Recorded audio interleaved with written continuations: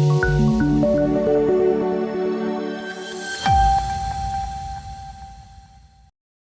Oil corporation લિમિટેડના CSR ફંડના માધ્યમથી દાહોદ જિલ્લામાં દિવ્યાંગ સાધન સહાય અંગે કેમ્પ યોજવામાં આવ્યો।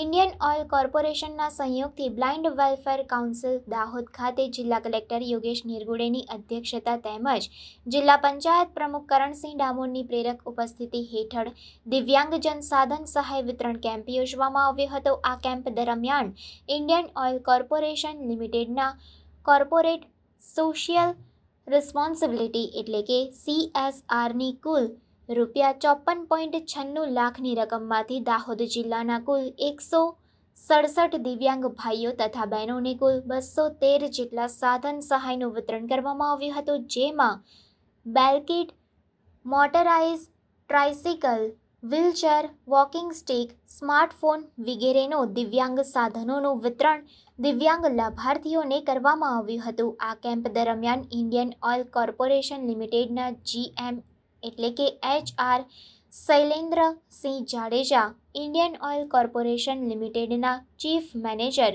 રાજેશ કરણીકર, સમાજ સુરક્ષા અધિકારી HM Ramani, chief officer Rameshbhai ખાટા તેમજ જિલ્લા બાળ સુરક્ષા અધિકારી SK તાવિયાડ ઉપસ્થિત રહ્યા હતા। આ કેમ્પ નિમિત્તે લીગલ કમ પ્રોબેશન ઓફિસર AG કુરેશી દ્વારા નશામુક્ત ભારત અભિયાન અંતર્ગત નશામુક્ત ભારતની શપથ લેવડાવવામાં આવ્યા હતા।